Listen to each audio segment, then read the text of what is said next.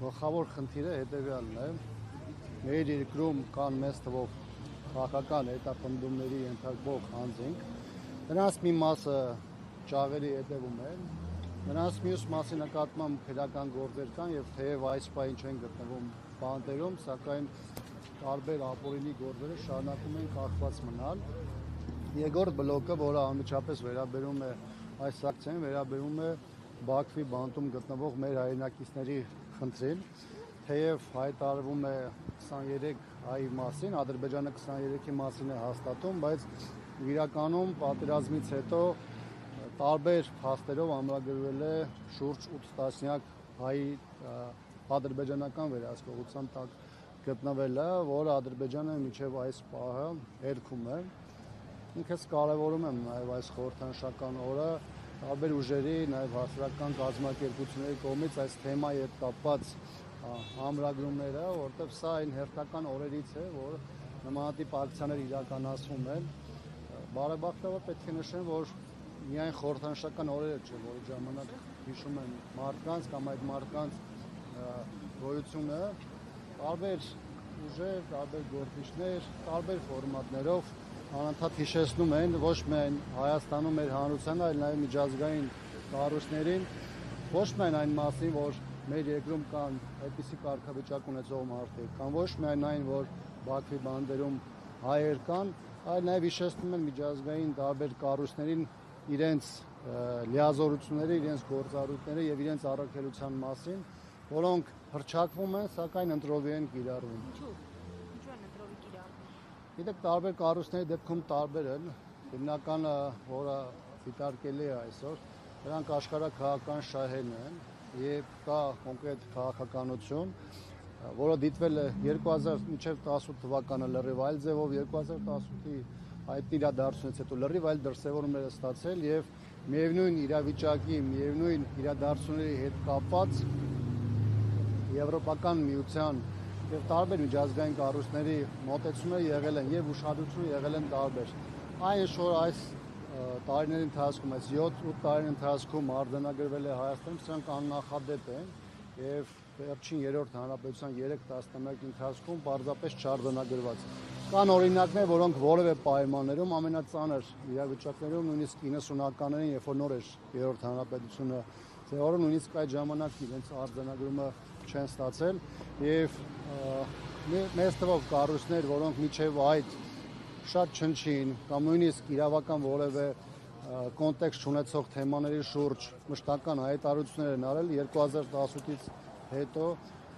կամ ուշադրությունը կտրուկ նվազել է կամ դրանց նկատմամբ ուշադրությունը առհասարակ չի եղել։ Պարոն Աբրահամյան, եւ քաղբանտարկյալների առնչությամբ իշխանությունների կողմից հնչող մեկնաբանությունների մասին պնդում են, որ չկան Հայաստանում քաղբանտարկյալներ, պնդում են, որ պայքարում են հիբրիդային գործակալների դեմ, դրանց համար նույնիսկ նախատեսված են տարբեր դրամաշնորհներ, ինչ է ստացվում, ցանկացած ոք, ով դեմ է իշխանություններին, արդեն ավտոմատ կերպով համարվելու է հիբրիդային գործակալ։ Եկ մի բան է, թե ինչ է ասում իշխանությունը, մեկ այլ բան, թե ինչ է տեսնում հասարակությունը,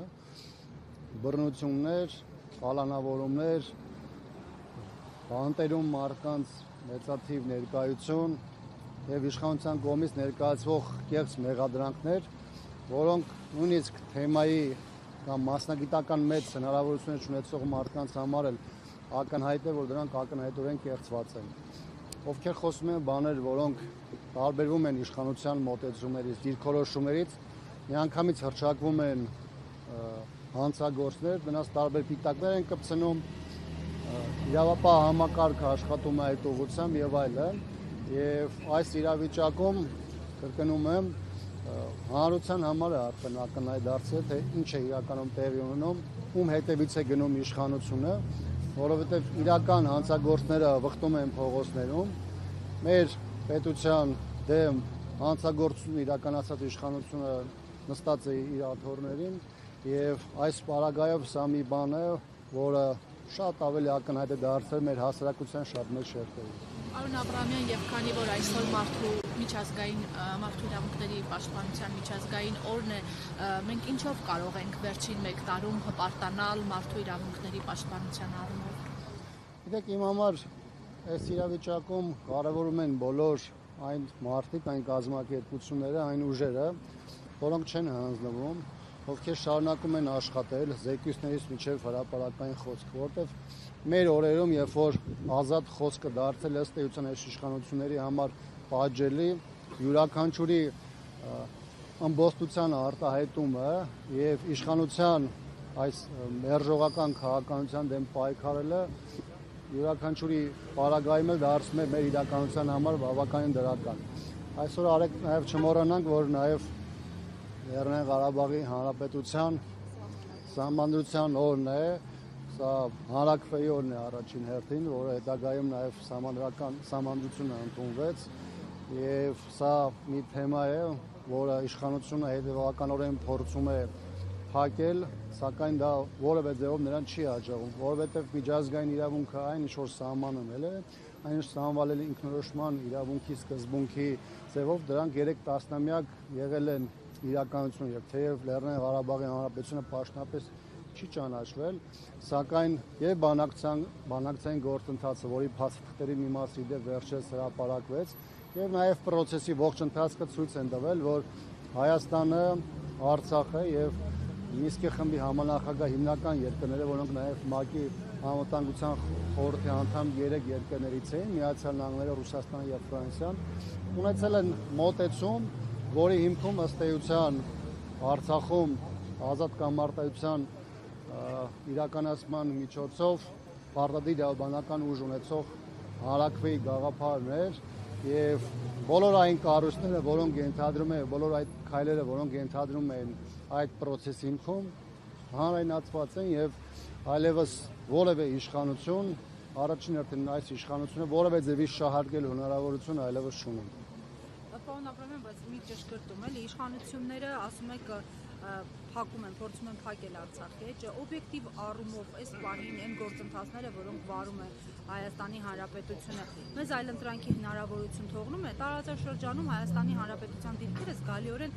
թուլացած են հատկապես 44 օրյա պատերազմից հետո։ Այս պահին Արցախի մասին խոսել, արցախցիների վերադարձի մասին խոսել, որքանով է իրատեսական։ Իրատեսության եւ քայլերի մասին այսօր շատ երկար խոսվեց Արցախի ներկայացումը, որտեղ Արցախի խորհրդանում այսօր լսումներ էր կազմակերպված Արցախի վերադարձի եւ դրա ճանապարհների հետ կապված, ընդ որում 1 տարի առաջ Արցախի նախագահի հրամանագրով ռազմավարություն է գրվել, որտեղ գրված են ոչ միայն առաջնահերթ ուղղությունները, այլ նաեւ աշխատանքի այն խմբերը ըստ ուղղությունների, որտեղ պետք է աշխատանք տարվի։ Գիտեք, ժամանակին, երբ որ արցախցիները կամք արտահայտեցին ինքնորոշման իրավունքի իրացման ճանապարհով գնալու անկախության, դա բխում էր ոչ միայն սովետական միության սահմանությունից, այլ նաև միջազգային իրավունքից։ Այսինքն դա եղել է այդ մարդկանց կամքը, ովքեր դարերով, հազարամյակներում ապրել են Արցախում, եւ դրա հիման վրա էլ հետագայում նաև եղել է Հայաստանի բավականին մեծ աջակցությունն ու սատարումը եւ Հայաստանը երկար տարին եղել է Արցախի անվտանգության երաշխավորը։ Այն, որ հիմա հայաստանյան այս իշխանությունները այս process-ի հետ կապված ունեն այսպիսի դիրքորոշում եւ ըստ էության համարում են փակված, դա ինքնին բարդացնում է խնդիրը, սակայն հաշվառելով հանգամանքը, որ սա ուղիղ վերաբերում է արցախցիների իրավունքների իրացմանը կամ այս դեպքում վերականգնմանը, բնականաբար կա նաև ճանապարհ, կա նաև ճակատ այստեղ աշխատելու միջազգային տարբեր այցաներից մինչև Արցախի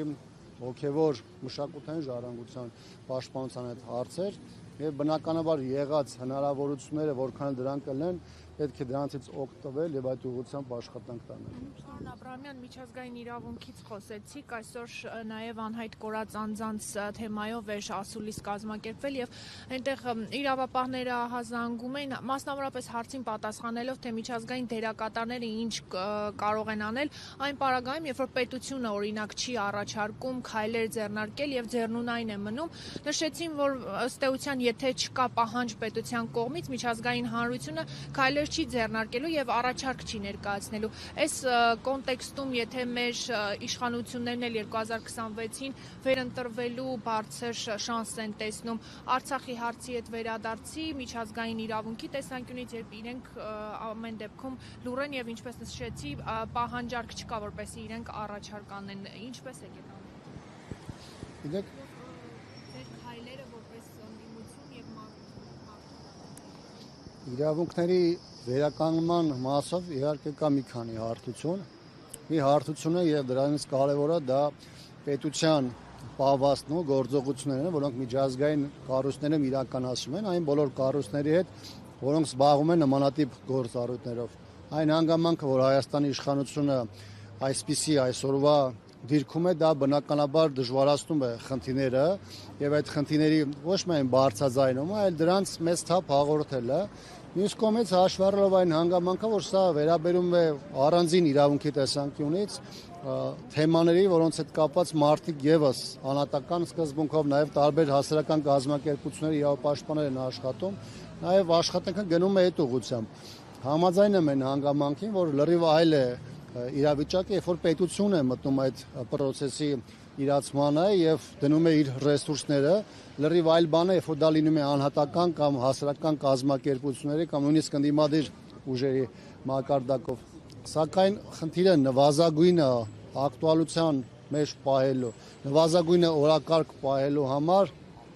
կան միջոցառումների շարք, որոնք մեր երկրում իրականացում են, դրանք եւ վերաբերում են Հայաստանում քաղբանտարկյալների արկայությանը եւ իշխանությունների կողմից բռնությունների ճնշումների կիրառմանը եւ երկրորդ հարթությունում դրանք վերաբերում են